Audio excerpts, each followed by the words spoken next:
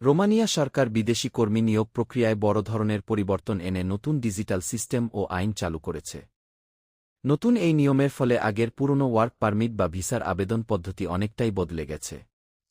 রোমানিয়ার work ভিসার নতুন system ও সাম্প্রতিক আপডেটগুলো দেওয়া হল। ১. নতুন central digital platform working Romania.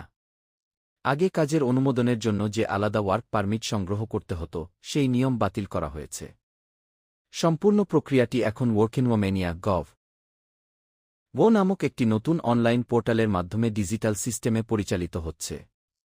নিয়োগকর্তা বা রিক্রুটিং এজেন্সিগুলো এই প্ল্যাটফর্মের মাধ্যমেই অনলাইনে আবেদন সম্পন্ন করে। ২. ভিসার ক্যাটাগরি বিভক্ত DM ১ এবং DM ২। আগের সাধারণ দীর্ঘমেয়াদী ভিসাকে DM ভেঙে নতুন দুটি ক্যাটাগরিতে ভাগ করা হয়েছে। DM ১ উচ্চ দক্ষ কর্মী, IT প্রফেশনাল, প্রকৌশলী বা বিশেষ ক্ষেত্রে উচ্চ দক্ষ কর্মীদের জন্য। এর জন্য কোনো নির্দিষ্ট কোটা বা শর্টেজ লিস্টের প্রয়োজন হয় না।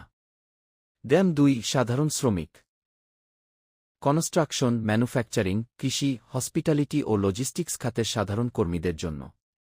এই ক্যাটাগরিতে যাওয়ার জন্য দেশটির শ্রম মন্ত্রণালয় নির্ধারিত shortage occupation list shortage occupations list বা ঘাটতি পেশার তালিকায় কাজের ধরন থাকতে হবে।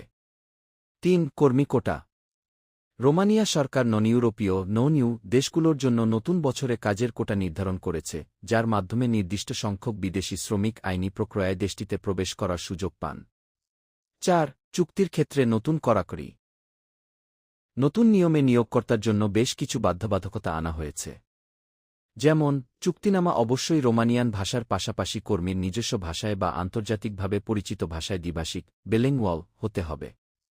এছাড়া ন্যূনতম বেতন এবং কোম্পানির ট্যাক্স বা অন্যান্য কমপ্লায়েন্সের বিষয়েও কড়া নজরদারি রাখা হচ্ছে। ৫. সতর্কতা। নতুন এই ডিজিটাল পদ্ধতির সুযোগ নিয়ে অনেক সময় অসাধু চক্র বা দালালেরা ভুয়া অফার লেটার বা দ্রুত ভিসার নাম করে অর্থ হাতিয়ে নেওয়ার চেষ্টা করে। তাই যেকোনো এজেন্সির মাধ্যমে যাওয়ার আগে তাদের সরকারি বৈধতা এবং প্রক্রিয়াটি নতুন অনলাইন সিস্টেম অনুযায়ী সঠিকভাবে এগোচ্ছে কিনা তা ভালোভাবে যাচাই করে নেওয়া উচিত। রোমানিয়া বা অন্য কোনো নির্দিষ্ট দেশের শ্রমবাজার নিয়ে কি আপনার আরও কোনো সুনির্দিষ্ট তথ্য জানার আছে?